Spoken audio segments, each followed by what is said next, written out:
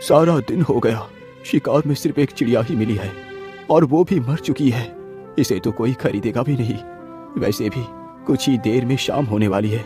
अब मुझे घर लौट जाना चाहिए।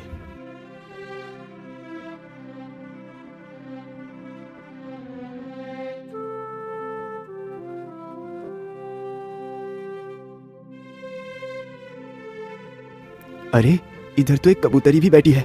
क्यों ना मैं इसे भी पकड़ लूं? ये सारी बातें सोचकर शिकारी अपना धनुष बाण उस चिड़िया के ऊपर तान देता है। तीर कमान से छूटते ही चिड़िया के पैर में जा लगा। चिड़िया फड़फड़ाते हुए जमीन पर आ गिरी। वाह वाह, एक शिकार और मिल गया। इसे बेचकर आज का राशन मिल जाएगा। हे शिकारी, तुम मुझे मत मारो। मैंने तुम्हारा क्या बिगाड़ा है?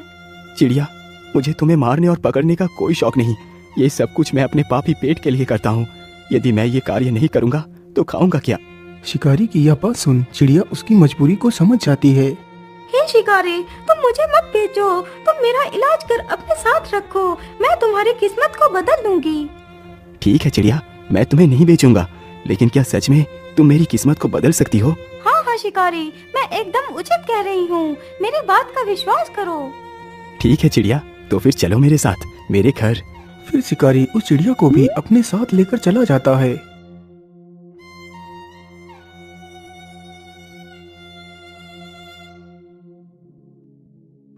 चिड़िया, तुम इसी स्थान पर बैठो, मैं तुम्हारे घाव पर दवाई लगा देता हूँ। इतना बोलकर शिकारी चिड़िया को वहीं पर बैठाकर दवाई लेने जाता है।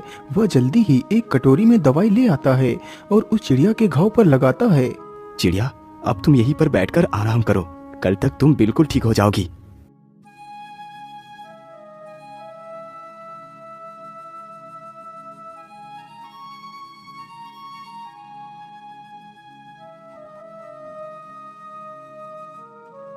अरे वाह चिड़िया, तुम तो एकदम ठीक हो गई।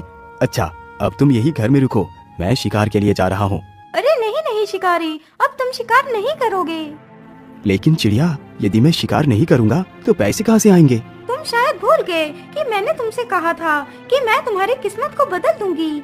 हाँ हाँ, मुझे याद है, लेकिन तुम करोगी क्या? शिकारी, तुम जाओ और बाजार से ऊन खरीद कर ले आओ। लेकिन चिड़िया, मेरे पास तो 1 रुपया है, इससे कितनी ऊन मिलेगी? अरे 1 रुपए में जितने भी ऊन मिले तुम बस ले आओ।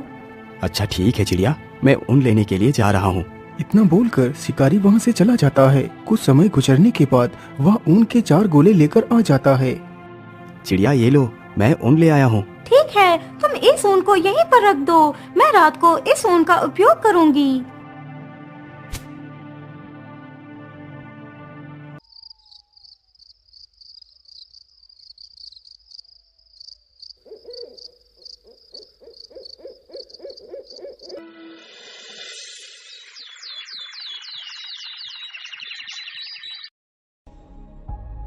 अगले ही दिन शिकारी जैसे ही सोकर उठता है तो वह देखता है कि सामने टेबल पर एक बहुत ही सुंदर शाही सूट रखा हुआ है। अरे, ये इतना सुंदर शाही सूट किसका हो सकता है, जबकि यहाँ तो कोई नहीं। अरे चिड़िया, ये शाही सूट कौन लेकर आया? अरे शिकारी, तुम ज्यादा अचंभित मत हो। ये सूट मैंने ही बनाया है। क्या ये सूट तुमने बनाया है? मुझे तुम्हारी बातों पर विश्वास नहीं हो रहा। तुम मेरी बात का विश्वास करो, ये मैंने ही बनाया है। अब तुम इस सूट को लेकर बाजार में बेच आओ।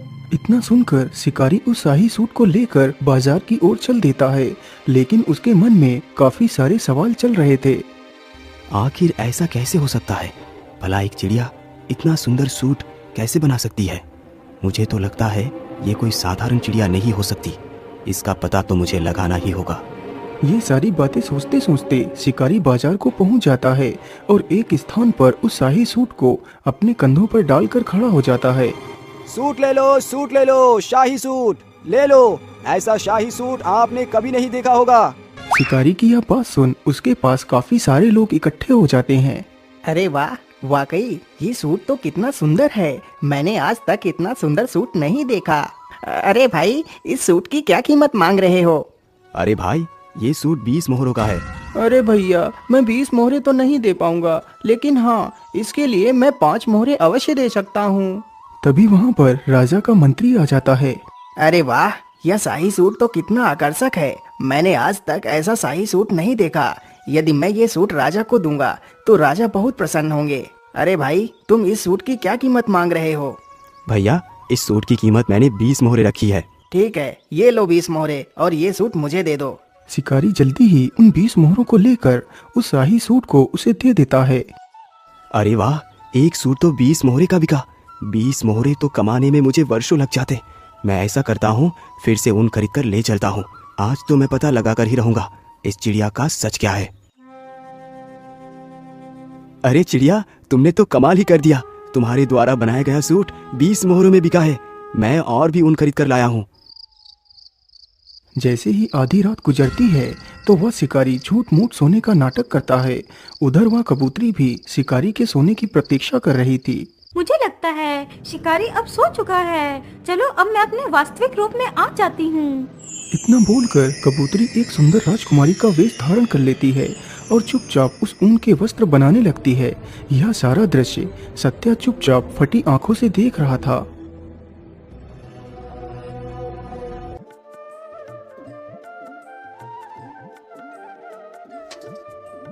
अगली सुबह राजकुमारी वापस से अपने उसी कबूतरी वेश में आ गई थी।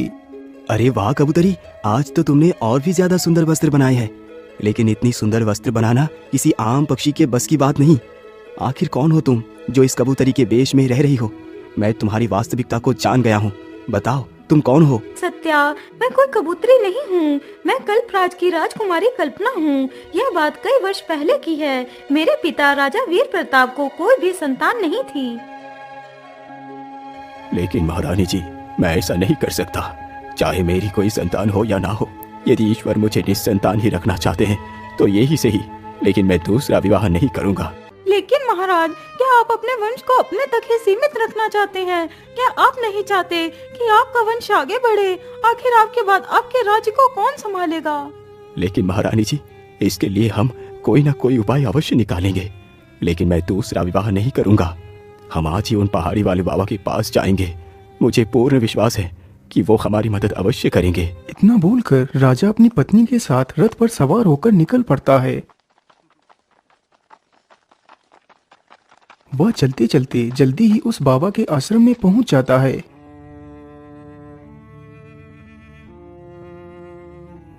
बाबा, मैं बड़े ही विचित्र संकट में आकर फंस गया हूँ। समझ नहीं आ रहा क्या करूं और क्या ना करूं। महाराज, मैं आपकी चिंता के विषय को भली भांति समझता हूँ। बाबा, यदि आप सब कुछ जानते हैं तो फिर बताइए, क्या मैं इसी प्रकार जीवन भर निसंतान रहूंगा? क्या मेरे भाग्य में कोई संतान नहीं है? महाराज, आप घबराइए नहीं। आपके भाग्य में संतान का सुख अवश्य लिखा है, लेकिन एक समस्या है। समस्या? लेकिन कैसी समस्या मुनिवर? आप मुझे उस समस्या को स्पष्ट रूप में बताइए। महाराज, तुम्हें एक पुत्री की प्राप्ति होगी, लेकिन तुम्हारी पुत्री जब तक पूरे 15 वर्ष की नहीं हो जाएगी तब तक अपने कदमों को जमीन पर नहीं रखेगी। यदि तुम्हारी पुत्री ने 15 वर्ष से पूर्व अपने कदमों को जमीन पर रख दिया तो बहुत बड़ी अनहोनी हो जाएगी। कैसी अनहोनी बाबा? मैं कुछ समझा नहीं। बेटा, ये मैं तुम्हें नहीं बता सकता। बस तुम्हें अपनी पुत्री को 15 वर्ष तक जमीन पर पैर रखने से रोकना है। ठीक है बाबा, मैं आपकी बात याद रखूंगा। एक वर्ष पश्चात रानी ने एक सुंदर सी पुत्री को जन्म दिया। मंत्री जी, जाओ और पूरे राज्य में धन दौलत बांटो। आज मेरे लिए सबसे बड़ा खुशी का दिन है। धीरे धीरे काफी वर्ष गुजर गए।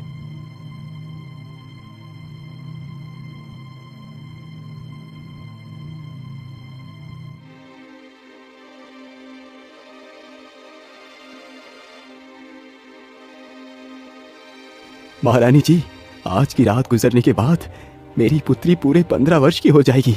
आज की रात जरा ध्यान से बिताना महारानी। हाँ महाराज, आज का ही दिन हमारे लिए शेष बचा है। इसके बाद हमारी पुत्री जमीन पर उतर पाएगी। आधी रात जैसे ही गुजरती है तो महारानी की भी आंख लग जाती है। तभी राजकुमारी को कुछ बुरे बुरे सपने दिखाई देते हैं। वह बिस्तर पर पड़े पड़े भयभीत हो जाती है और पलंग से नीचे गिर पड़ती है। हे भगवान, ये क्या हो गया? मैं जमीन पर कैसे गिर पड़ी? माँ, जल्दी उठो, देखो मैं पता नहीं कैसे जमीन पर गिर पड़ी। इतना सुनते ही महारानी की आंखें खुल जाती हैं। अरे अरे अरे पुत्री, ये तुमने क्या कर दिया? तुम बिस्तर से क्यों नीचे उतर गई? महारानी इतना कह ही रही थी कि तभी कमरे में कुछ प्रकाश जैसा प्रकट हुआ।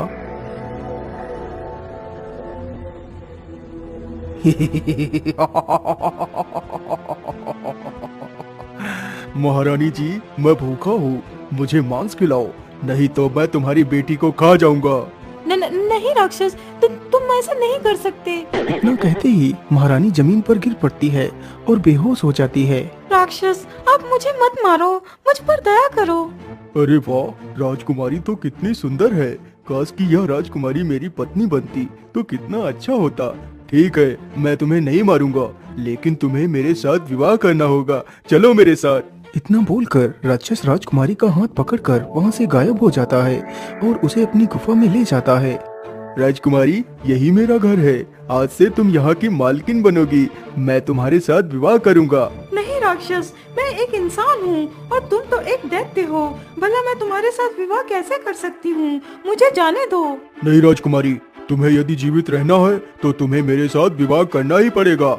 अच्छा, अब मैं अपने रिश्तेदारों को न्योता देने के लिए जा रहा हूँ, तुम यहीं पर रुकना। लेकिन हाँ, यदि मैं तुम्हें यहाँ छोड़कर चला गया तो तुम यहाँ से कहीं भी भागकर जा सकती हो, इसलिए मैं तुम्हें एक पंछी बनाकर पिंजरे में बंद कर देता हूँ। फिर राक्षस राजकुमारी को एक कबूतरी बनाकर पिंजरे में बंद कर देता है और वहाँ से चला जाता है। हे भगवान, अब मैं क्या करूं? यहाँ से कैसे निकलूं? मैं इस पिंजरे को खोलने की कोशिश करती हूँ, हो सकता है पिंजरा खुल जाए। कबूतरी पिंजरे को खोलने का प्रयास करती है। कुछ देर प्रयास करने के पश्चात पिंजरा खुल जाता है और वह वहाँ से उड़ जाती है। लेकिन राजकुमारी, क्या तुम अपने वास्तविक रूप को धारण कर नहीं रह सकती? शिकारी भाई, मैं अपने वास्तविक रूप में सिर्फ कुछ क्षण के लिए ही रह सकती हूँ। एक दिन में सिर्फ एक बार ही मैं अपना वास्तविक रूप ले सकती हूँ, वो भी रात के 12 बजे के बाद। क्या तुम श्राप से मुक्त नहीं हो सकती? इसका जवाब तो पहाड़ी वाले बाबा ही दे सकते हैं। तो फिर ठीक है राजकुमारी, चलो मेरे साथ पहाड़ी वाले बाबा के पास, मैं तुम्हारी रक्षा करूंगा। इतना बोलकर वह दोनों बाबा से मिलने के लिए निकल पड़ते हैं।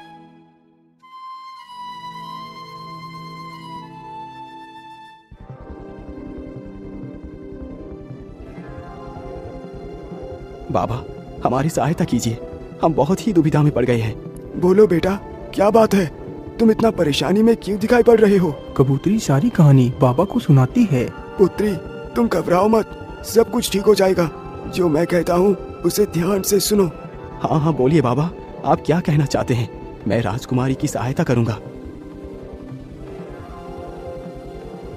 राजकुमारी, तुम्हें अपने वास्तविक रूप को प्राप्त करने के लिए उस नदी में स्नान करना होगा, तभी तुम अपने पिछले जन्म के श्राप से मुक्त हो पाओगी।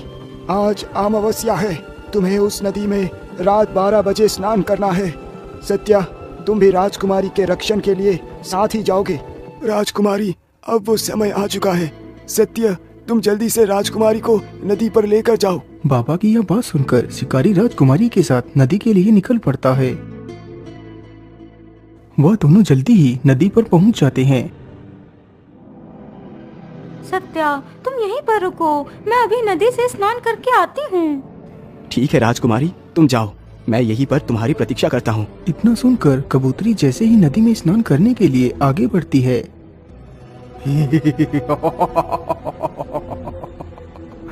नहीं राजकुमारी, नहीं, इतनी जल्दी नहीं, मैं तुम्हें मुक्त नहीं होने दूंगा। अरे ये क्या? मुझे लगता है ये वही राक्षस है, आज मैं इसे जिंदा नहीं छोड़ूंगा। शिकारी तुरंत ही मसाल लेकर उसकी तरफ बढ़ता है। अरे बाप रे बाप, इतनी जोर से किसने मारा मुझे? किसकी मौत खींच कर यहाँ ले आई है? अरे दुष्ट राक्षस, मैंने ही तुझे मारा है, हिम्मत है तो मुझे मार के दिखा। अच्छा, ऐसी बात है, तो पहले तू ही मरने के लिए तैयार हो जा। इतना कहकर राक्षस शिकारी को ही पकड़ लेता है। छोड़ दुष्ट राक्षस, आज मैं तुझे जिंदा नहीं छोड़ूंगा। तभी कबूतरी चुपके से नदी में डुबकी लगा जाती है।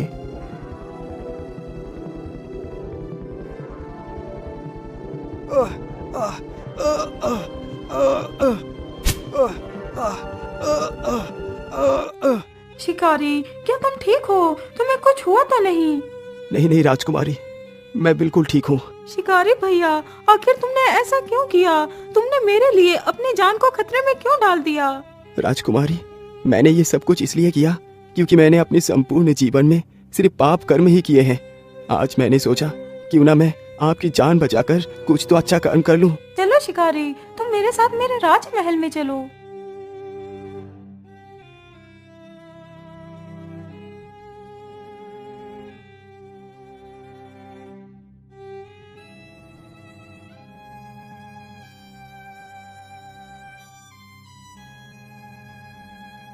सत्या, आज तुमने मेरी पुत्री की जान बचाकर मुझ पर बहुत बड़ा उपकार किया है। मैं तुम्हारा यह उपकार कभी नहीं चुका पाऊंगा। मंत्री जी, सत्या को एक बैलगाड़ी भरकर सोना, चांदी, हीरे, जवाहरात दे दी जाए। राजा के इस आदेश पर शिकारी को एक बैलगाड़ी भरकर सोना, चांदी, हीरे, जवाहरात देकर सम्मान पूर्वक विदा कर दिया।